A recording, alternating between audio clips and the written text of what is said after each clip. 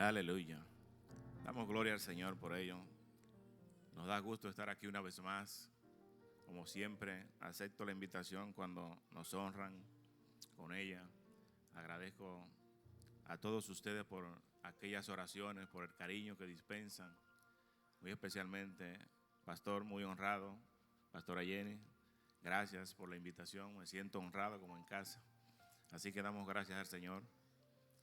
Pueden sentarse, pueden tomar asiento.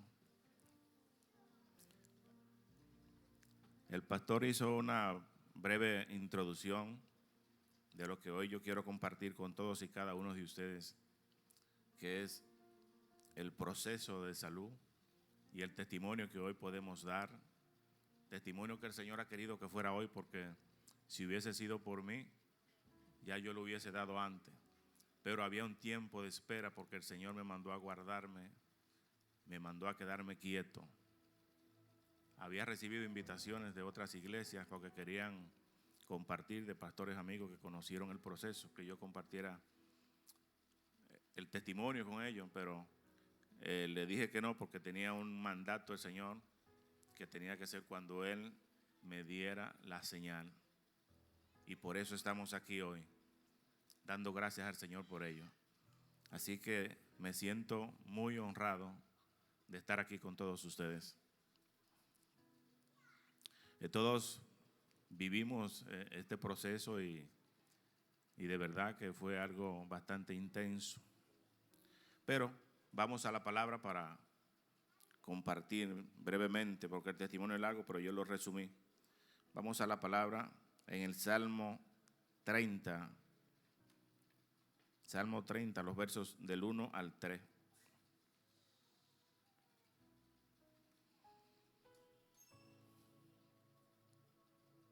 Salmo 30, del 1 al 3.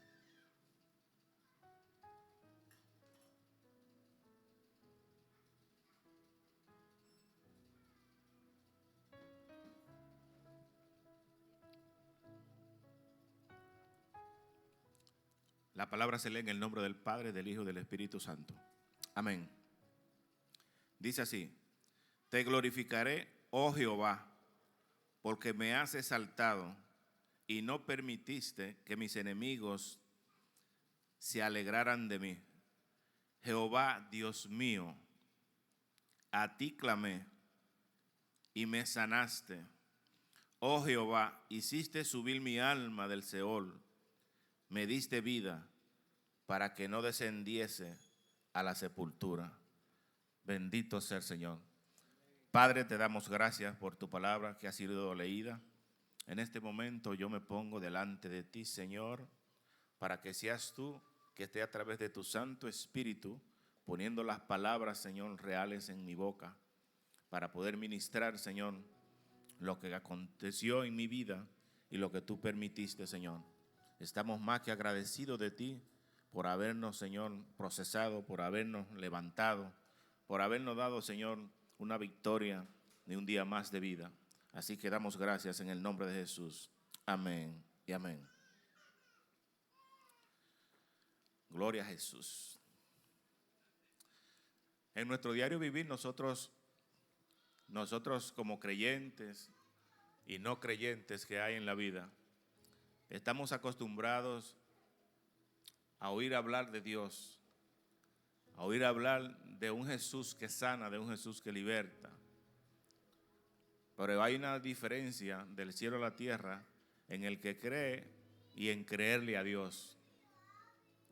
Cuando realmente nosotros decidimos creerle a Dios, nuestro nivel de fe tiene que estar latente, tiene que ser fuerte y no desmayar por cualquier viento, por cualquier marea que venga a nuestras vidas.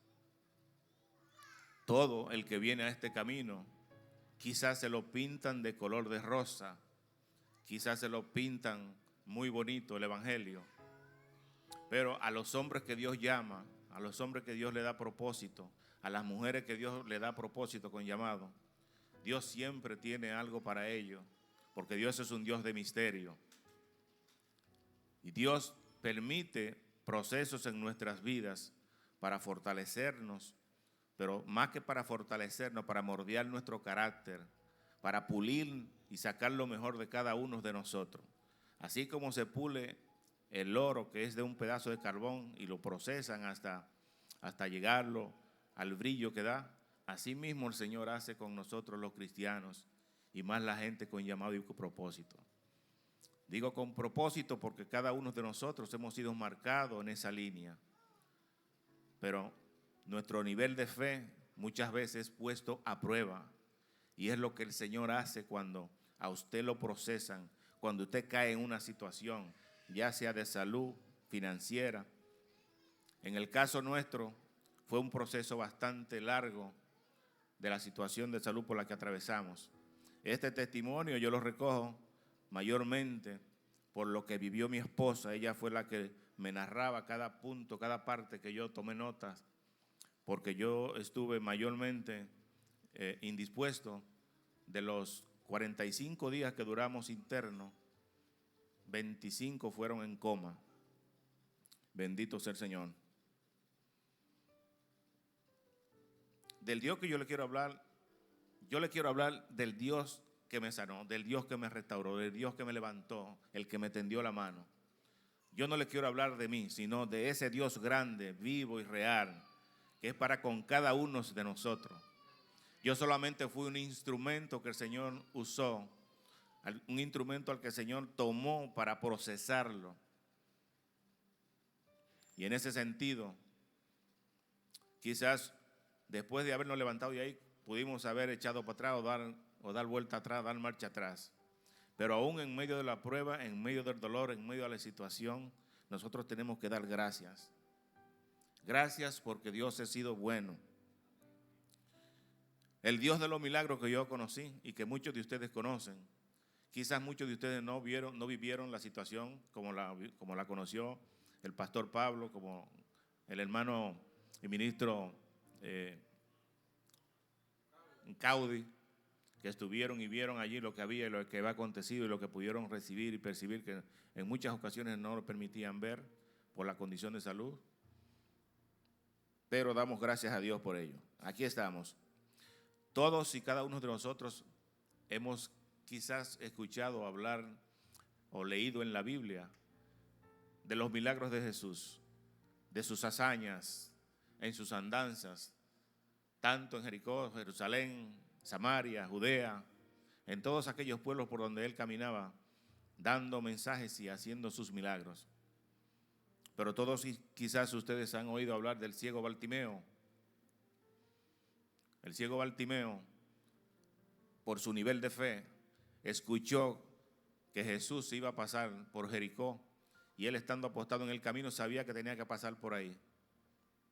Y se quedó apostado en el camino porque él sabía que ese Jesús, como él le clamó, hijo de David, ya estaba haciendo milagros y la voz se había esparcido. Muchas veces nosotros nos encontramos en sitios de confort, en sitios de comodidad, pero muchas veces nosotros tenemos que provocar lo que queremos en Dios. Muchas veces nosotros tenemos que salir de la zona de confort y buscar lo que nosotros queremos, pero no acomodarnos. Bartimeo estuvo allí esperando porque tenía un nivel de fe, y él decía que si Jesús pasaba por ahí, ya él sabía quién era Jesús. De oído él sabía quién era Jesús, de los milagros que había hecho en Samaria, en Judea, en Galilea, en Jericó, y ahí estaba él esperándolo. Y justamente cuando Jesús pasaba, él le voció: Jesús, hijo de David, ten misericordia de mí. Quisieron impedirle de que se acercara, quisieron impedirle y callarlo. Pero cuando tú quieres arrebatar lo que tú tienes, lo que Dios tiene para ti, no hay nadie que te lo impida. Jesús apartó a los hombres que lo querían impedir y fue y se le paró delante al ciego y le dijo: ¿qué es lo que tú quieres que yo haga? Y el ciego naturalmente le dijo: yo quiero ver, quiero que me devuelva la vista. Ciego de nacimiento. ¿Qué pasó con Bartimeo? Bartimeo provocó, pero por su nivel de fe. En este camino nosotros tenemos que tener una fe bien alta cuando queremos pedirle algo al Señor. Tenemos que pedirlo con fe. Bartimeo aquella vez solamente clamó y dijo: Jesús siempre te va a preguntar qué tú quieres. Pero no solamente Bartimeo, quizás también ustedes han leído el paralítico de Betesda, que llevaba 38 años tendido y iba a aquel estanque a esperar que un ángel bajara cada año para mover las aguas, y todo aquel que se metiera primero recibía el milagro. Jesús llegó allí y le dijo al paralítico: ¿qué tú quieres que yo haga por ti? Y él le dijo: quiero que me hagas el milagro, quiero caminar. Y el paralítico fue levantado de allí y caminó. Pero también han escuchado hablar de la mujer del flujo de sangre, 12 años, con un flujo que la atormentaba y tenía que vivir apartada, porque en esos tiempos la mujer que estaba así era repudiada, era rechazada. Los niveles de fe de estas personas no marcan una diferencia entre usted y yo. Somos los mismos. La única diferencia es el tiempo en que pasaron. Pero el Dios de ayer sigue siendo el Dios de hoy, el mismo. Que hizo milagro ayer, lo haces también hoy. De ese Dios de los milagros es que yo quiero hablarte. El 10 de junio del 2019, después de yo haber ministrado una noche antes con nuestro pastor en la iglesia en un culto de sanidad,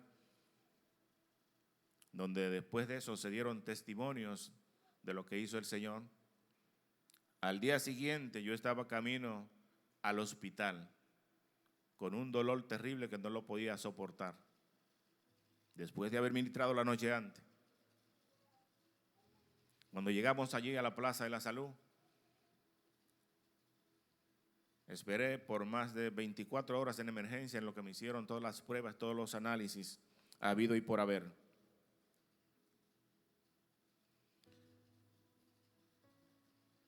En cuestión de horas,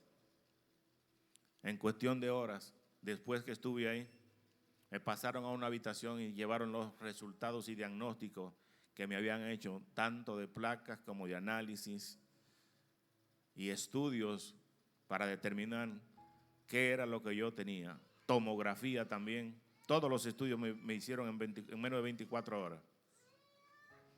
Al final de la tarde del día siguiente, el médico da un pronóstico y dice que no era muy auguro. Le dice a mi esposa, estando yo ya en cama, que había que operar de emergencia. Pero yo veo que él saca a mi esposa de la habitación y le dice en el pasillo lo que estaba pasando. Yo no me enteré de cuál fue el diagnóstico en el momento, pero no era bueno, porque tontos no somos. Desde que yo vi que la sacaron a ella para decirle, con todas las documentaciones en manos, sabía que algo bueno no se avecinaba, porque el dolor yo lo tenía bastante fuerte, y la obstrucción era bastante fuerte. Pues el diagnóstico era obstrucción intestinal, y lo que yo tenía era una masa tumoral alojado en medio de los intestinos delgados, la próstata y la vejiga. En ese intervalo, ahí estaba alojado el tumor. Fui operado al día siguiente en una operación que duró alrededor de unas 6 o 7 horas. Posteriormente a eso, al día siguiente fue que desperté. Pero cuando despierto, que van los médicos de nuevo a pasar revista, a pasar chequeo, veo que entra el cirujano de nuevo y le dice a mi esposa, delante ahí, yo todavía medio somnolenso por la anestesia, hay que volver a operar. Y 2 días después de haber salido de la primera operación, me volvieron a llevar a quirófano, porque también tenía problemas en el colon y hubo que operar también. De la segunda operación, al día siguiente, después que salí del quirófano, ahí me apagaron el switch. Ahí yo no supe más de mí. De ahí yo sé que me pasaron a intensivo, a UCI, me pasaron a esa sala especial, me entubaron, enciendo tubo y aparato, me lo colocaron en el cuerpo, porque yo había cogido una bacteria y esa bacteria me produjo una septicemia en la sangre. Estamos hablando que fue una infección a nivel general, a nivel corporal completo. Y eso me llevó a un coma general.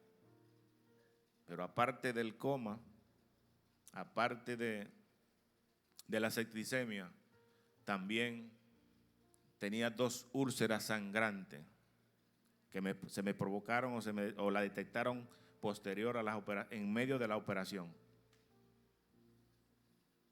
Una infección en las vías urinarias y la vejiga también. 25 días en coma entubado, y donde yo no sabía de mí porque me apagaron el switch, como dice. Días antes de caer en eso, apóstol, me dice nuestro apóstol Santiago Ponciano, que me fue a ver, y recuerdo que antes de la segunda operación, él me dijo: pastor, prepárese, porque ahora que usted va a librar guerra con demonios. Cuando él me dijo esto, yo le dije: estamos preparados. Pero al día siguiente fue la segunda operación y ahí no supe más de mí. Pero lo que ustedes no saben es que cualquier persona que cae en coma, muchos creemos que estamos apagados y no hacemos nada. Dentro de nuestra conciencia, dentro del coma, usted vive un proceso, usted vive una situación que, a menos de que usted no viva ese proceso, usted no va a darse cuenta que es un coma. Durante todo ese letargo, yo tuve situaciones, viví experiencias, tanto con el Señor como los ataques que tuve con el maligno para matarme.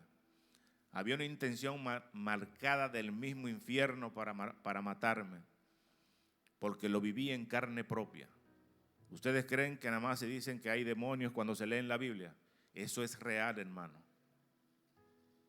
Lo que uno vive es real cuando tú tienes ciertos ataques. Lo que viví en ese proceso durante ese periodo fueron ataques por el mismo infierno. Yo veía a los demonios tratando de atacarme y yo defendiéndome con todo lo que podía. Al final llegó un momento en como que me cansé y le dije al Señor, le pedí al Señor que me llevara con Él, porque había un demonio que volaba alrededor mío, riéndose, hermano, riéndose literalmente, y me decía y me reclamaba: ¿y dónde está tu Dios? ¿Dónde está tu Dios que te ha dejado solo y te ha metido en este letargo? ¿Por qué no te vienes conmigo que te voy a dar satisfacciones en todo lo que quieras? Y yo le decía: primero quiero irme con mi Dios antes que contigo. Y así como estamos frente a frente, Caudi, él me decía: vente conmigo que tu Dios no va a aparecer. Después de eso, tuve el encuentro con el verdadero Jesús. Y cuando apareció Jesús, yo le dije: estoy cansado, estoy agotado, llévame a tu reino contigo. ¿Y saben qué me dijo?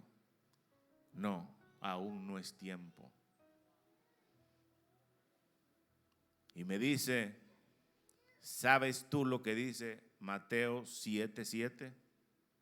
Ya aquí tengo la conversación directamente con el Señor. ¿Sabes tú lo que dice Mateo 7:7? Y le dije literalmente, recuerdo el texto más o menos. Habla de que cuando piden, tú le das, que si te buscan te encuentra y que al que te busca te halla. Algo así que le dije, algo así, como si estuviéramos usted y yo hablando. Algo así es que dice el texto. Y quiero leerle el texto literalmente de lo que me señaló el Señor en esa conversación. Mateo 7:7 dice: pedid y os dará, buscad y hallaréis, llamad y se te abrirá, porque todo aquel que pide recibe, y el que busca halla, al que llaman se le abrirá. Y el qué hombre hay de vosotros que si su hijo le pidiere pan le dará una piedra, o le pide un pescado y le dará dádivas, o le dará una piedra como una serpiente. Pues si vosotros, siendo malos, sabéis dar muchas buenas dádivas a vuestros hijos, cuánto más vuestro Señor, cuánto más vuestro Padre que está en los cielos dará buenas cosas a los que le pidan. Y el Señor me dijo, ¿qué tú quieres? Y yo volví y le repetí, llévame contigo, porque estoy cansado de pelear. Ya no tengo fuerza, estoy agotado. Llévame a tu reino. Y el Señor, en su infinita misericordia, me dijo, aún no es tu tiempo. Todavía te falta propósito en la tierra. Todavía tú tienes alma.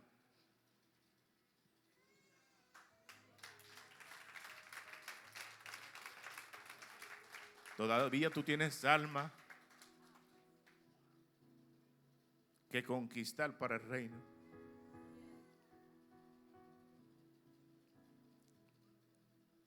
Y me dijo, aún tu familia te necesita también. Me mostró a mi esposa y a mis hijos.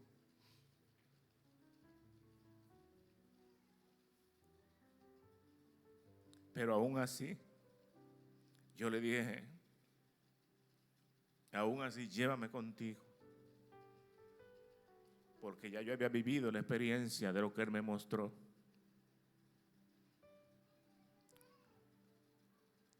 Aquello es indescriptible. La paz que se siente arriba, no hay forma de describirla. Y yo quería estar ahí, quería quedarme. El Dios a que usted y yo le servimos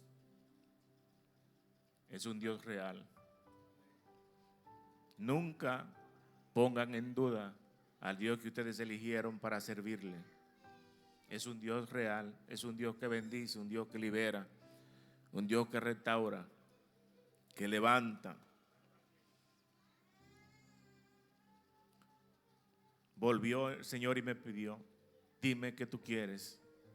Y yo le dije, si es de quedarme, entonces yo quiero que tú me restaures completo de esta salud.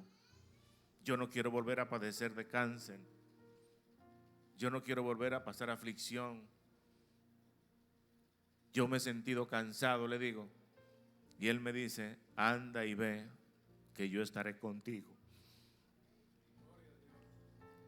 Anda y ve que yo iré de la mano contigo en todo tiempo. Y te restauraré, te levantaré.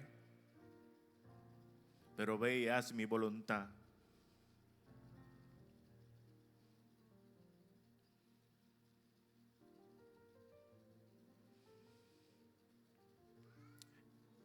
Dentro de esa conversación, volvió y me dice, ¿sabes tú lo que dice o conoces la historia de Ezequías, del rey Ezequías? Y le dije, la he leído, pero no recuerdo bien. Yo solo sé que él fue uno de los mejores reyes de Israel y que hacía la voluntad y que no transgredía la ley y que siempre cuidaba tus mandamientos. Y me dijo, sí. Y aún así a ese siervo yo le mandé a decir con el profeta Isaías que preparara su casa porque yo me lo traía. Y aún así él clamó, oró, pidió y me reclamó y me dijo que si él era un rey tan bueno y que si le había hecho las cosas bien y que no había transgredido tus mandamientos, que por qué tú lo mandabas a buscar. Y me dijo, la diferencia entre tú y el rey Ezequías es que tú estás haciendo todo lo contrario que está haciendo Ezequías. Ezequías está clamando por tiempo, está clamando por vida. Y tú me estás pidiendo que te traiga para acá. ¿qué diferencia hay entre tú y Ezequías?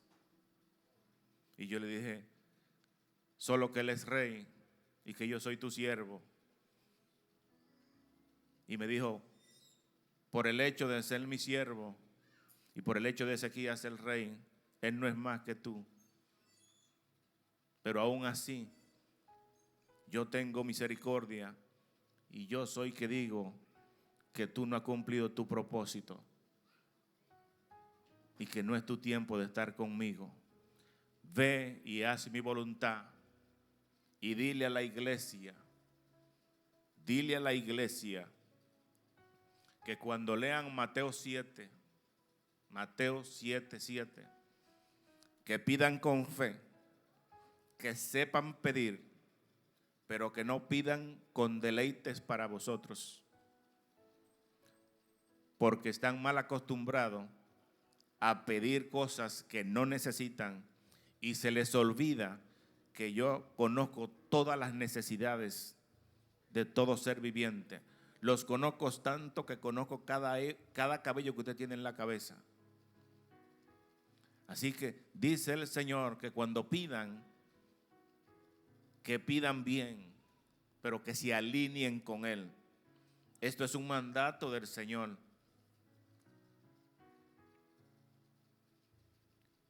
Vuelve y me dice, te voy a extender los años como se lo hice con Ezequías. Pero te voy a dar más que lo que le di a Ezequías. Bendito sea el Señor.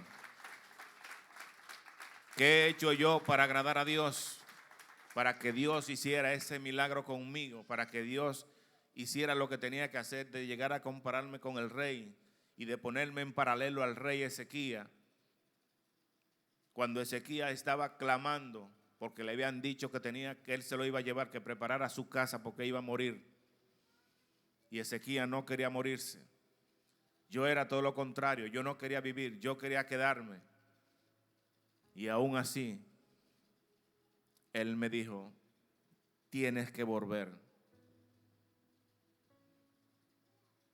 Al día 24, los médicos se reúnen a mi esposa y reúnen a todos mis hijos, porque me iban a desentubar, porque ya no había nada que hacer. Mientras yo estaba en el limbo, no sabía nada de lo que pasaba afuera, pero yo sí viví una película en donde estuve y cómo estuve.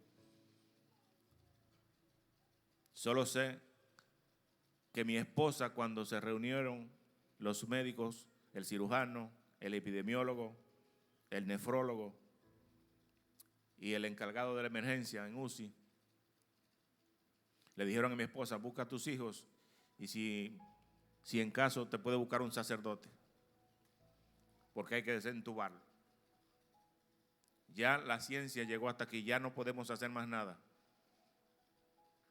Y mi esposa, como decía y resaltaba el apóstol Pablo Fernández ahorita, eso es una mujer de fe. Ella dijo, el Señor no me ha confirmado que se lo va a llevar todavía. Yo todavía sigo creyendo que hay vida. Y oraba y reclamaba. Al día 25, 8 de la mañana, yo desperté, hermano, preguntando, ¿qué día es hoy?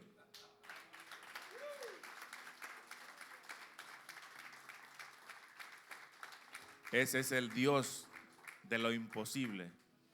Ese es el Dios de los milagros. Ese es el Dios a que nosotros le servimos. Ese es un Dios real. Ese es un Dios real. Mi esposa nunca se dio por vencida. Nunca se dio. Y por más fea que vea la situación, a pesar de que pasaban los días, nunca bajó la cabeza, sino para orar. De vez en cuando lloraba. De vez en cuando lo hacía. Pero el Señor ha sido bueno.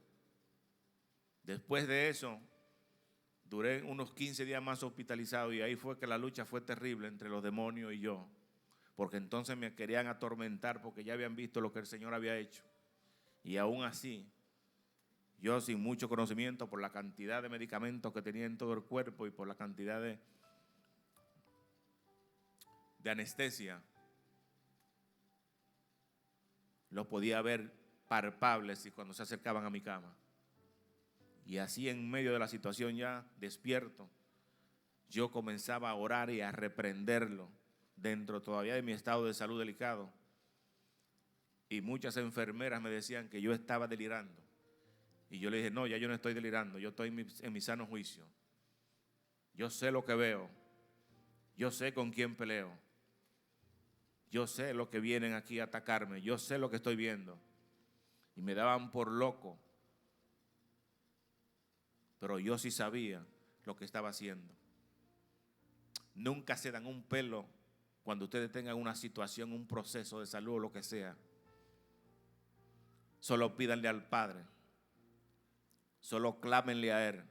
No se dobleguen ante el enemigo, porque Satanás siempre va a querer humillarnos. Satanás va a querer siempre arrastrarnos y va a querer ofrecerte también. Pero ese Dios real al que nosotros le servimos es un Dios verdadero. Después que salí del hospital, yo duré 6 meses en cama, porque también tenía atrofia muscular.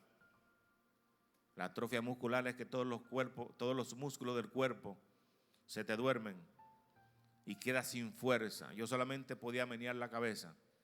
A mí había que hacerme de todo. Llegué caminando al hospital y salí en silla de ruedas. Y así en silla de ruedas salí. Y duré más de 6 meses acostado en cama, sin poder caminar. Y allí acostado en cama, yo le decía al Señor, me libraste de la muerte, me sacaste y ahora me acostaste en una cama para quedarme haciendo qué. Si tú me decías que tú querías que yo llevara tu palabra, que ministrara. Esas eran las peticiones, los reclamos que yo le hacía al Señor.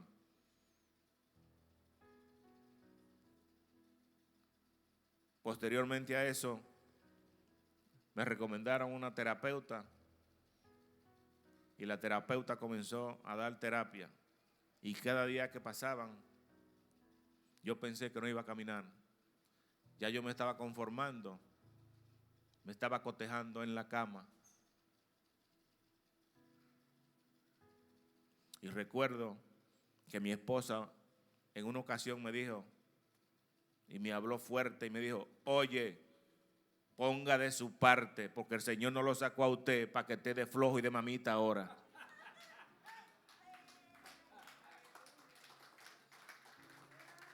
Parece que me pullaron. Y yo dije, wow. Pero yo lo que recordé y recordaba, que ella lo hacía por el amor que me tiene. Pero más que por el amor, era para darme fuerza y para que no desmayara. Ya después de los 6 meses, cuando comencé a recibir las terapias, empecé a dar pasitos como un niño cuando empieza a caminar, que se iba de lado y era agarrando lo que tenían que caminar, volviendo a caminar. No sabía escribir. Tuve que aprender a escribir de nuevo porque no sabía escribir. Yo leía, pero no podía escribir. Me daban libreta, porque yo le decía, búscame una libreta porque yo quiero darle unos detalles ahí por escrito al hijo mío. Y cuando cogí una libreta en blanco, que comencé a querer escribir lo que yo estaba pensando, lo que quería transmitir, no podía. Lo que hacía era garabato, así me temblaban las manos y no podía escribir absolutamente nada. Y en el proceso de terapia, que duró alrededor de unos 4 meses, ahí fue cuando comencé a dar los primeros pasos como un niño. ¿Dónde yo quiero llevarte? Quiero llevarte a que tú tengas un nivel de fe superior al que tú siempre has tenido. Porque Dios en cualquier momento puede permitir en tu vida que pase una situación. No estamos exentos. El hecho de nosotros ser cristianos y creerle a ese Dios vivo Eso no significa que estamos exentos o que no podemos en algún momento pasar por una situación engorrosa. Hay procesos en los que Dios permite y es para Él glorificarse. Es para Él mostrarle a un pueblo escéptico en muchas ocasiones que no cree, a un pueblo que muchas veces duda de su grandeza. Ejemplo, la Biblia está llena de todos esos ejemplos, pero también de hombres de fe que pasaron por situaciones. Ahí está el caso de Job. ¿Quién en el caso de Job podría levantarse después de tanto? Pero Dios se glorificó, y así Dios se glorifica en cada uno de nosotros cuando Él nos permite pasar un proceso tan fuerte como el que pasamos. Todavía hay una promesa del Señor que Él me hizo, y Él me dijo a mí, de ahí a ahí, de hombre a hijo, de rey a hijo, de rey a siervo, me dijo: yo te voy a restaurar por completo. Todavía yo estoy esperando eso. Y sigo creyendo y estoy aferrado a esa promesa. Yo tengo una condición todavía de diálisis. Yo me dializo 3 veces por semana. Pero al que yo no se lo digo, no me lo cree. Si yo no digo que me dializo, nadie me lo cree. Pero tengo esa condición todavía. Y seguimos siendo firmes, seguimos siendo aferrados a una fe aguerrida, porque yo sé a quién le creo, yo sé a quién le sirvo. Y en el centro donde yo me idealizo, ya yo me he ganado 2 almas.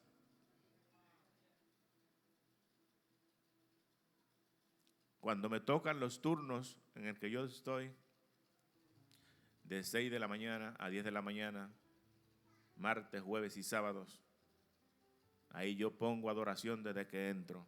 A veces me llevo una bocinita, o si no en mi celular, que suena bastante. Pero desde que antes de conectarme ya yo tengo adoración puesta, pastor. Y después que conectan a todos los que estamos en la máquina, posteriormente a eso, después que las enfermeras y la doctora terminan de hacer el papeleo y las conexiones a todos, entonces tenemos un tiempo de ministración de la palabra. Y oramos. Y me he ganado 2 almas. Una enfermera y uno de las personas que se idealiza junto conmigo, un Señor. Los demás tienen la palabra sembrada, porque hay veces que yo me quedo tranquilo a ver y me dicen: oiga, pastor, ¿aquí no se va a orar hoy?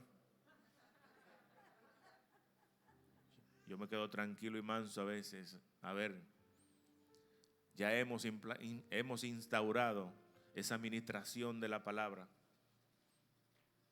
y en los demás turnos se han venido haciendo. A veces yo invito gente allá también a que nos vayan y nos ministren, nos lean y nos ministren por lo menos por 15 minutos, que es lo más que duramos cuando leemos y ministramos y oramos. Pero Dios tiene un propósito en todo.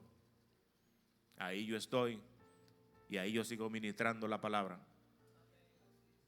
Donde quiera que estemos, tenemos que dar fe y testimonio de la grandeza que Dios hace, de lo que Dios ha hecho en nuestras vidas. No es fácil pasar por ese proceso, pero en el 2020, un año después a lo justo de haber salido de ese proceso en medio de la pandemia, se me formó una obstrucción en la vena cava.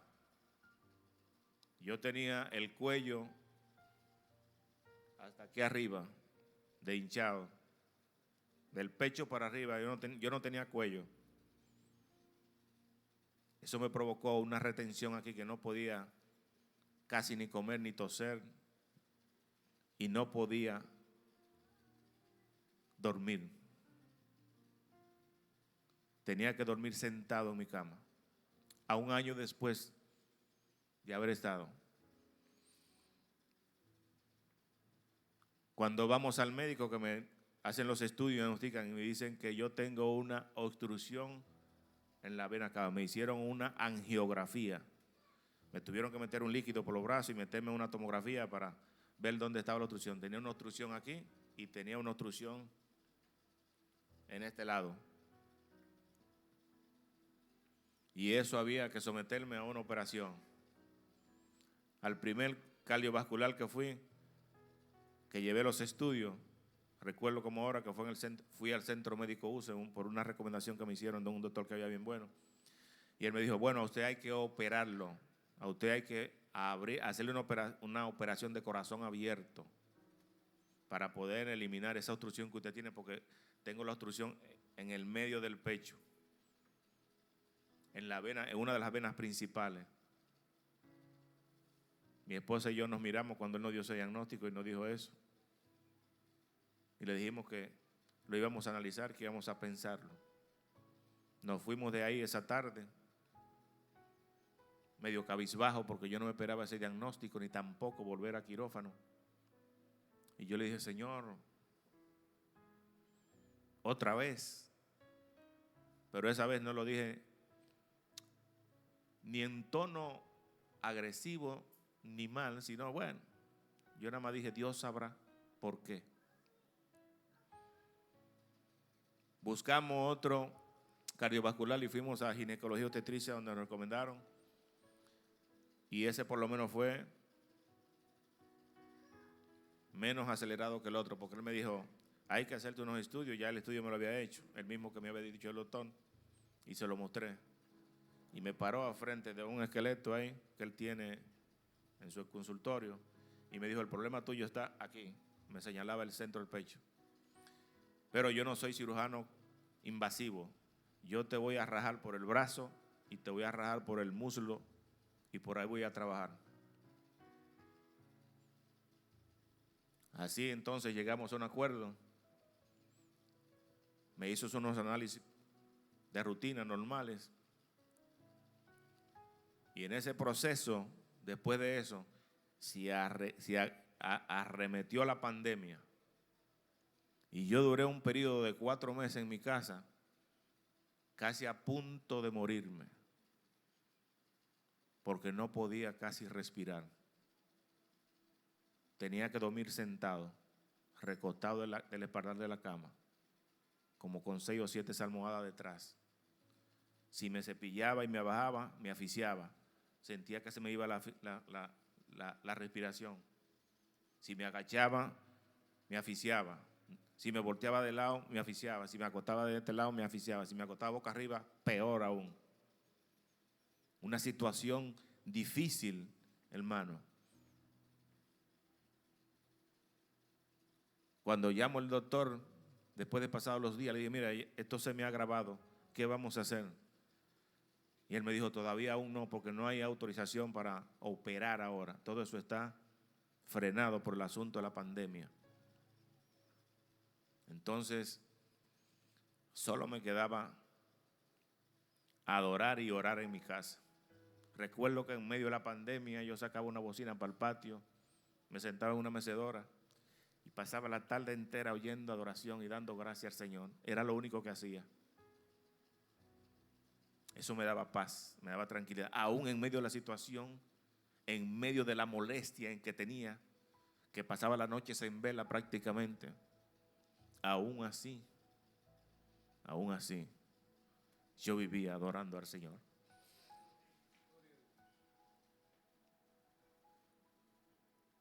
Ya después de los 4 meses, vuelvo y voy donde el doctor y le digo, oiga, doctor, por encima del COVID, por encima de quien sea, usted tiene que operarme. Ya yo no aguanto más. Y me dijo, no hay problema, vamos a buscar la autorización y vamos a hacerlo.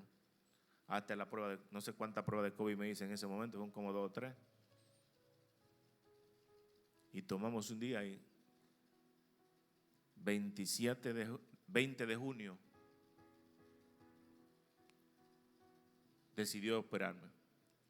Fuimos a parar a Corazones Unidos, en una operación que debía durar alrededor de 1 hora y media, según el doctor.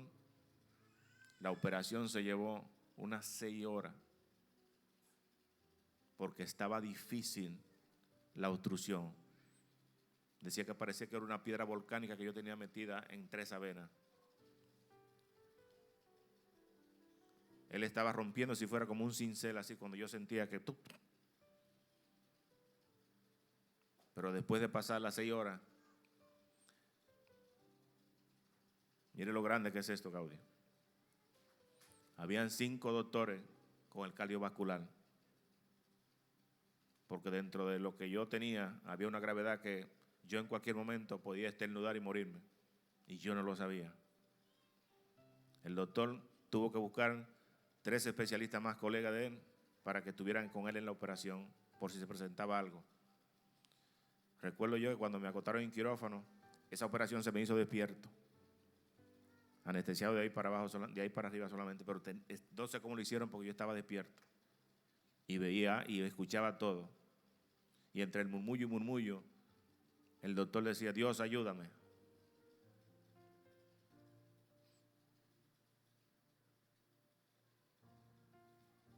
Dios, ayúdame.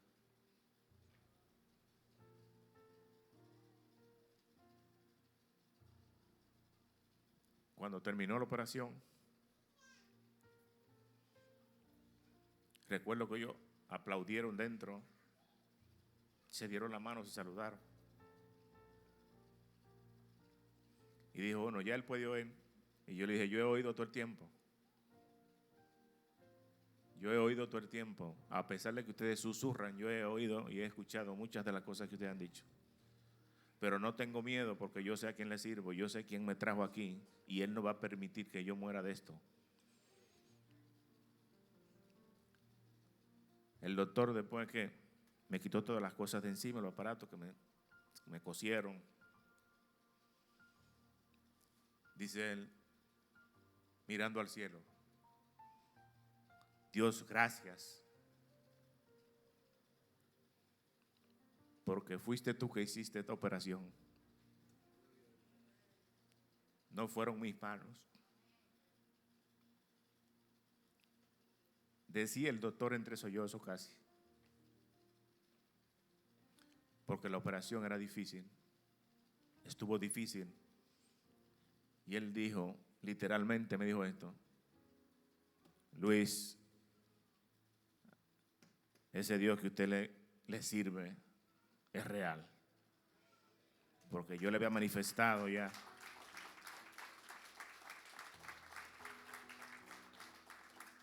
Porque Él fue el que hizo esa operación.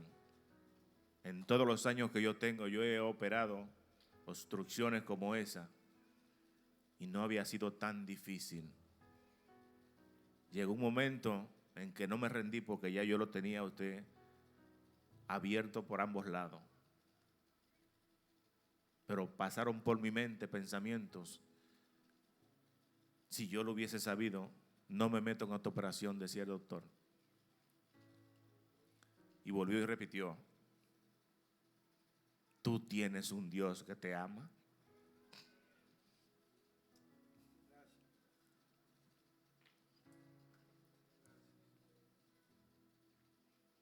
Bendito sea el Señor. Concluyo aquí. Solo quiero exhortarte